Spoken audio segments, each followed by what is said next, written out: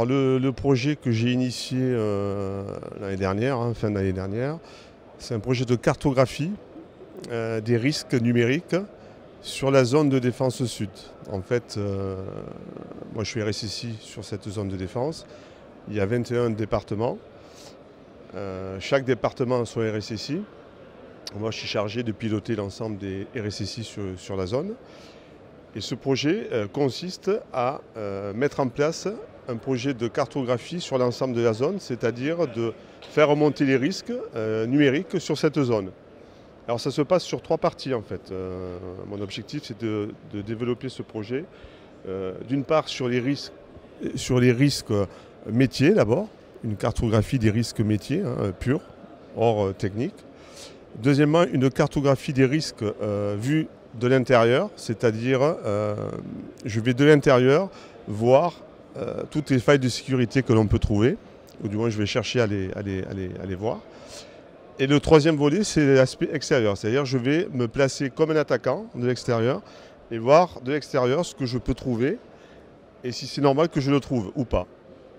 Voilà en fait un peu la partie objectif, c'est de faire remonter donc à ma direction, aux différents directeurs des départements, puisque ça sera donc ce volet de projet sera donc sur toute une zone, donc 21 départements, mais avec une remontée d'informations et des risques pour chaque département, de façon à donner des indicateurs à chaque directeur de département de sécurité publique et de façon globale pour l'ensemble de la zone, pour le ministère de l'Intérieur. Voilà.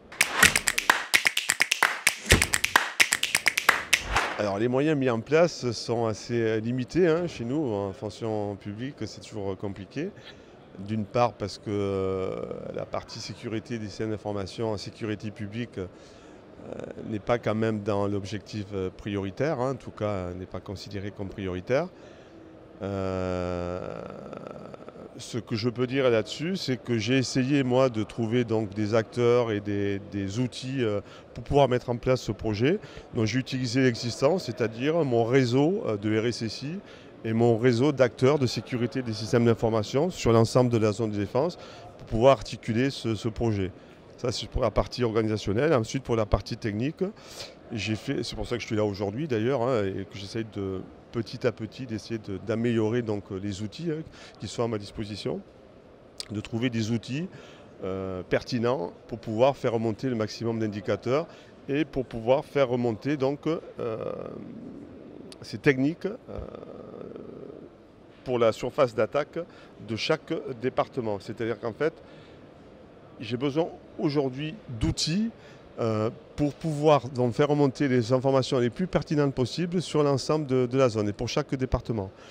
Alors c'est un peu compliqué parce qu'il y a à la fois des outils techniques, mais ce n'est pas le plus pertinent, mais surtout des outils organisationnels et des outils aussi de management et de process pour pouvoir voir dans chaque département si les aspects métiers sont respectés en termes de sécurité des systèmes d'information. Les bénéfices sont majeurs puisque, comme je l'ai dit en préambule, en sécurité publique, la sécurité numérique n'est pas le volet prioritaire. Donc moi, mon objectif, c'est à partir de cette remontée d'informations et la pertinence des informations que je vais récolter, c'est de faire comprendre aux décideurs et aux différents directeurs que les risques numériques sont aussi importants et qu'ils existent. Alors, le conseil que je pourrais donner, c'est vraiment de partir du métier. Donc sur ce projet, souvent la plupart des acteurs que j'ai pu rencontrer, ils essayent de faire remonter des risques numériques techniques. Le principal risque, il reste quand même pour le métier. Et moi, je suis parti à l'inverse des risques métiers, c'est-à-dire tous les risques que l'on peut rencontrer pour le métier de la sécurité publique, qui sont, à mon avis, les plus importants. Après, les risques techniques, ils existent bien sûr, mais ils sont secondaires par rapport aux risques métiers. D'abord, bien qualifier les risques métiers, et après, les aspects techniques arrivent en second.